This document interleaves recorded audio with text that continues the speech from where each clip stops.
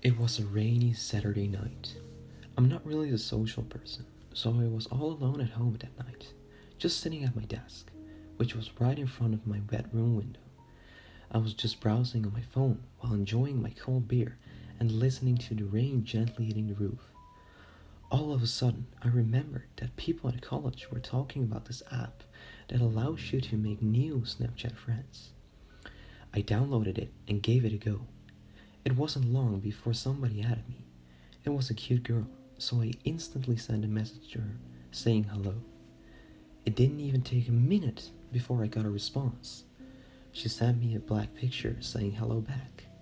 We kept talking for a while. It was just some friendly chit chat. We were just talking about what we did on our holidays that ended not so long ago. After some time, she asked me where I lived. I didn't think about it too much and sent my Snapchat location to her. To my surprise, she didn't even live 5 kilometers away. She kept talking about the fact we lived so close, saying we should meet up sometime. I totally agreed on that idea because I've been single for the longest time. She stopped texting me after some time. I didn't find it surprising because it was already 2 a.m., so I thought she must have fallen asleep. At this point, the rain had stopped, and I noticed the sound of a car pulling over in front of my house. It's rare to hear cars at this time because I live in quite a rural area. It was surprising, but I didn't give it a second thought. I was about to go to sleep as well, but just before I stepped in my bed, I heard the sound of a notification coming from my phone. I looked at my phone, and to my surprise, it was a message from the girl I had been texting with. I unlocked my phone and opened the message, but what I saw gave me chills running down my spine. It was yet again a black picture, but this time it had the text, "Did you enjoy your beer?" My heart was pounding a mile a minute because I was sure I didn't say a thing about me drinking beer, and as I went to look out of my window, I noticed my empty bottle standing right in front of it. Then my eyes were drawn to the shadowy figure standing at my porch. It was definitely not that cute girl I was talking with. At this moment, the sobering reality of the situation kicked in on me as I laid the connection between my Snapchat location and this figure standing on my porch. I grabbed my phone and looked at the Snapchat map and saw that the girl was now less than 50 meters away from me. She must have missed me standing in front of the window because she texted me saying, "Open the door. I'm here." After that message, I immediately blocked the number and called the cops. It didn't take long before they showed up. By the time they arrived, the figure was already gone, and I explained everything that happened that night.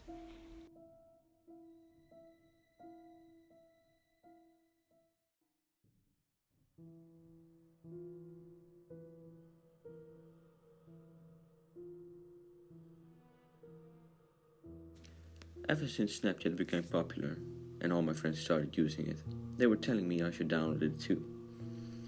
I didn't really like the idea of the app though, but since everybody was using it, I had to download it as well. So one evening I sat down and made an account, but I always use a different name for my real name because I'm a bit paranoid using my real name online. I added some of my friends and had some small talk with them and went to bed right after. I didn't sleep for long before a notification woke me up. I checked my phone and saw I had one new Snapchat notification. It said I had a friend request from a guy named Mark. I never heard of the name before, but I accepted the request, put my phone on silent and went back to sleep. I woke up early in the morning and checked my phone right after I woke up. It said I had 50 unread messages. They were all from that guy named Mark. I opened my phone and there were all messages saying stuff like hello and are you awake, but nothing else. I thought it was weird, but I responded to him by saying hello back.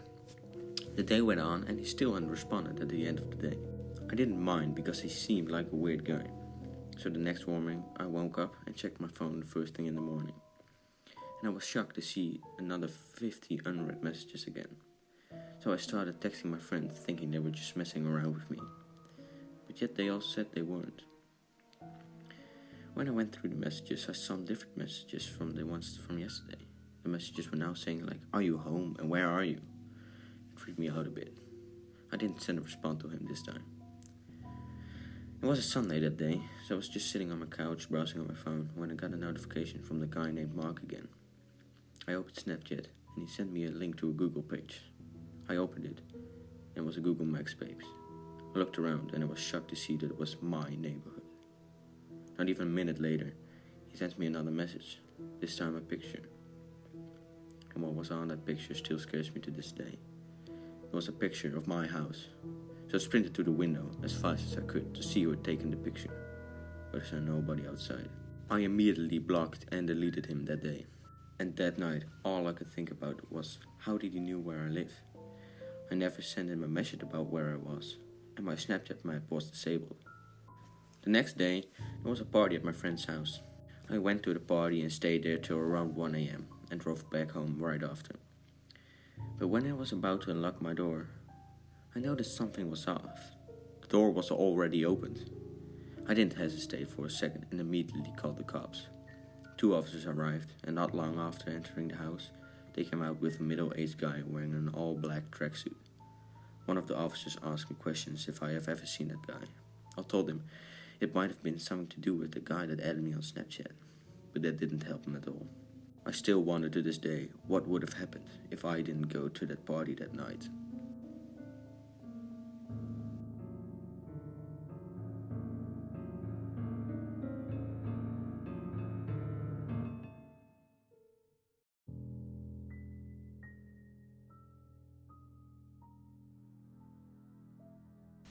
Snapchat recently had an update that allows you to see all of your friends on a map. I really liked the idea of this and I turned it on immediately. I could see where all my friends were and what they were doing. There was one night where I had a party from a friend in a bar. A lot of my other friends were there as well and we enjoyed drinking together. The party went on till late at night, and because we had all drunk too much alcohol, I had to order an Uber to get me home. I got home safe and sound when I slipped my hand in my pocket to get the keys to the house. I always put my keys in the same pocket as my phone. The keys were all there, but my phone, it wasn't.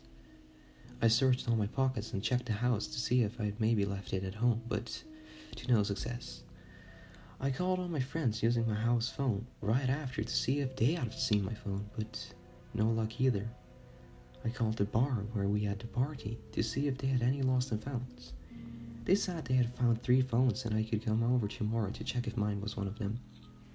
I went to sleep with a good feeling knowing my phone was found. The next day I drove to the bar and asked for the phone. To my surprise, none of the phones were mine. I was shocked because I now knew that I had actually lost my phone somewhere. At this point, I remembered the Snapchat update with the map. I could see where my phone was using that. I called one of my friends over to use their phones to check the map. They said they could come over after 9, but I was fine with that. They arrived and we immediately checked the map. And yes, there it was.